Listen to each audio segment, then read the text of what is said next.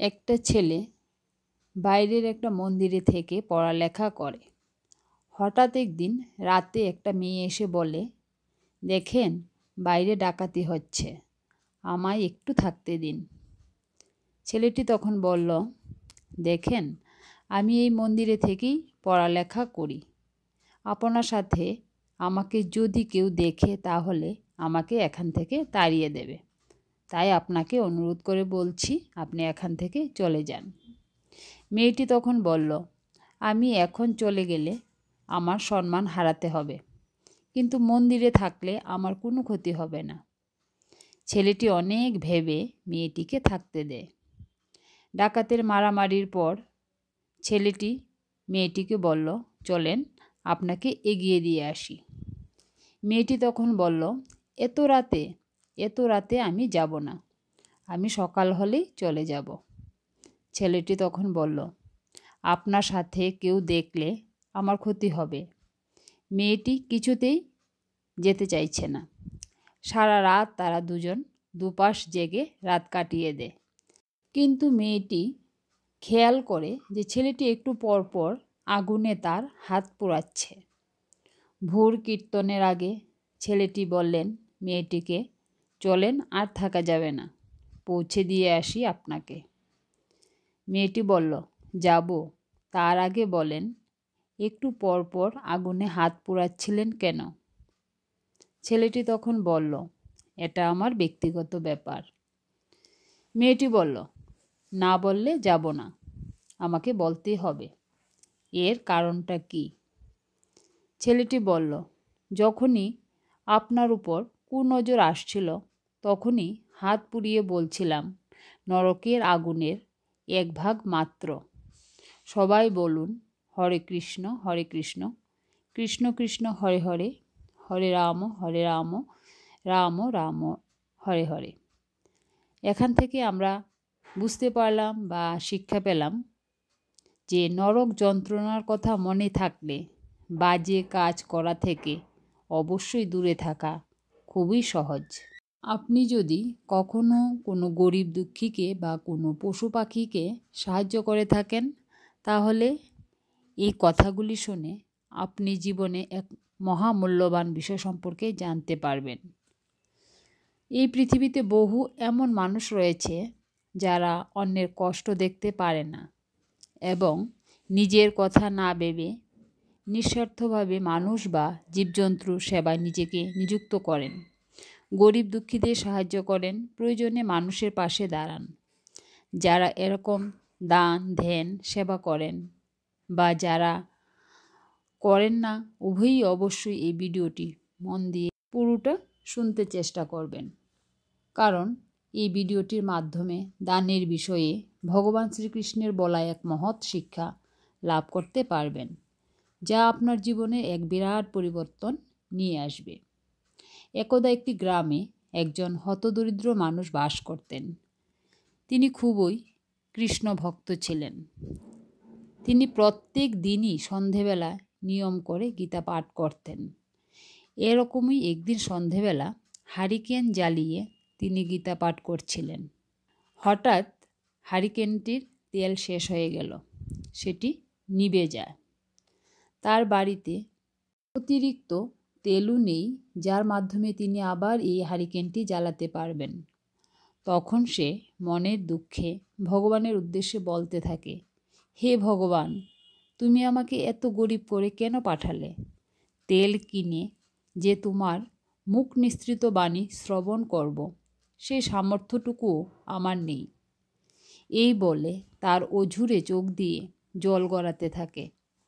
তার ঘরের পাশেই আরও একজন ব্যক্তির ঘর ছিল। সে প্রতিদিন কাজ থেকে ফিরে এসে মদ্যপান করে এবং অন্যান্য নেশায় নিজেকে ডুবিয়ে রাখত। গ্রামে সেই ব্যক্তি দুশ্চরিত্র হিসেবেই পরিচিত ছিল। প্রত্যেক দিনের মতো মদ্যপান করা অবস্থায় সে যখন বাড়ি ফিরছিল, তখন সে দেখতে পেল তার পাশের ঘরটি সম্পূর্ণ অন্ধকার, কিন্তু ফুপিয়ে ফুপিয়ে একটা কান্নার আওয়াজ আসছে। তখন সেই ব্যক্তি মদ্যপান অবস্থায় কৃষ্ণ ভক্ত ব্যক্তির দরজায় কড়া নাড়ে। হতদরিদ্র ব্যক্তিটি দরজা খোলার পর মাতাল ব্যক্তিটিকে জিজ্ঞেস করে যে তুমি এরকমভাবে কাঁদছ কেন? উত্তরে হতদরিদ্র ব্যক্তিটি বলে যে আমি এতই গরিব যে তেল কিনে গীতা পাঠ করব সে সামর্থ্যটুকু আমার নেই। মাতাল ব্যক্তিটি তখন বলল, তুমি কেঁদো না, তোমার জন্য আমি খুব শীঘ্রই 1 টিন তেল নিয়ে আসছি। এই বলেই সে সেখান থেকে চলে গেল। কিছুক্ষণ পর সেই মাতাল ব্যক্তিটি 1 টিন তেল কিনে নিয়ে এসে সেই হতদরিদ্র মানুষটির হাতে দিয়ে বলল, আমি জীবনে কোনো দিন মদ খাবো না।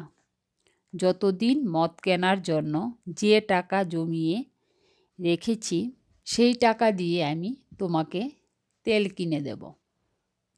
এবার থেকে রোজ এসে তোমার কাছে গীতাপাঠ শুনব। কিন্তু দুর্ভাগ্যবশত পরের রাতে সেই মাতাল ব্যক্তিটি মারা যান।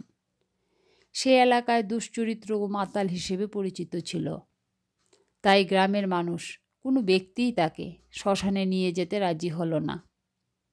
এমনকি তার মৃতদেহ গ্রামের শ্মশানে দাহ পর্যন্ত করা হবে না বলে গ্রামবাসীরা স্থির করল। অতঃপর মাতাল ব্যক্তিটির দেহ সবাই মিলে দূরের একটি জঙ্গলে ফেলে রেখে আসলো। তারা চাইল যে তার দেহ যাতে হিংস্র বনের জন্তু জানোয়াররা খেয়ে ফেলে। কিন্তু ভগবানের কি অসীম লীলা! সেই মাতাল ব্যক্তিটির দেহ 3 দিন 3 রাত জঙ্গলে পড়েছিল, সম্পূর্ণ অক্ষত অবস্থায়। বনের কোনো হিংস্র জন্তু জানোয়ার তো দূরের কথা, সামান্য পোকামাকড় পর্যন্ত তার দেহ স্পর্শ করেনি। এরকমভাবে 4 দিন কেটে যাওয়ার পর সেই স্থান দিয়ে 3 জন ব্যক্তি যাচ্ছিলেন। তারাও কৃষ্ণভক্ত ছিলেন। গ্রাম থেকে বহু দূরে জঙ্গলে এইরূপ মৃতদেহ পড়ে থাকতে দেখে তারা যথেষ্ট অবাক হন। তারা স্থির করলেন যে এই মৃতদেহটি তারা সৎকার করবেন। তারা শ্মশানে গিয়ে এই মৃতদেহটিকে দহন করবেন। ফলস্বরূপ তারা এই মৃতদেহটিকে জঙ্গল থেকে তুলে নিয়ে গেলেন শ্মশানে এবং সেখানে প্রথমে মৃতদেহটিকে স্নান করানোর পর দহন কার্য শুরু করলেন। এর জন্য তারা গ্রামবাসীদের সাহায্য চাইলেন, কিন্তু এলাকাবাসীরা বলল যে একজন নেশাখোর দুশ্চরিত্র মানুষের দহন কার্যে তারা কখনোই সাহায্য করবেন না। তখন সেই 3 জন ব্যক্তির মধ্যে যিনি সব থেকে বয়স্ক তিনি গ্রামবাসীদের উদ্দেশ্যে বললেন, এই গ্রামের মধ্যে এমন কেউ কি নেই যে এই মৃত ব্যক্তির যে কোনো একটি ভালো কাজের কথা বলতে পারেন? তখন গ্রামবাসীদের মধ্য থেকে একজন লোক হাত তুললেন। সেই লোকটি হলেন সেই দোকানদার যার কাছ থেকে মাতাল ব্যক্তিটি কেরোসিন তেল কিনে এনেছিলেন হতদরিদ্র মানুষটির জন্য। দোকানদার তখন বললেন, আমি এই ব্যক্তিটিকে বলতে শুনেছি যে জীবনে আমি অনেক পাপ করেছি, দেখি এই ভালো কাজের জন্য ভগবান আমায় ক্ষমা করতে পারেন কি না। এরকম সময়ই একেবারে পেছন থেকে আরেকটি হাত দেখা গেল, আর হাতটি হলো সেই হতদরিদ্র মানুষটির হাত। মানুষটি তখন সবাইকে উদ্দেশ্য করে বলল যে আমি কাল রাতে একটা স্বপ্ন দেখেছি। আমার গীতা পাঠ করার জন্য যে আমাকে তেল কিনে দিয়েছিল সেই ব্যক্তি বিষ্ণুলোকে অর্থাৎ বৈকুণ্ঠ লোকে প্রবেশ করেছে। সেই মাতাল ব্যক্তির সামান্য দান তার সমস্ত পাপ থেকে তাকে উদ্ধার করল। ভগবান শ্রীকৃষ্ণ শ্রীমদ্ ভগবদ্ গীতায় অর্জুনের উদ্দেশ্যে বলেন, দান ধর্মের মহিমা কী?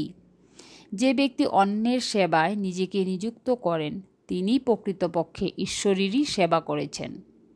ভগবানের কৃপা তার উপর সর্বদাই বর্ষিত হয়।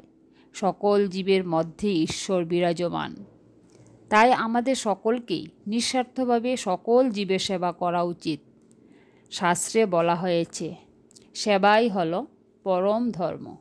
হরে কৃষ্ণ হরে কৃষ্ণ, কৃষ্ণ কৃষ্ণ হরে হরে, হরে রাম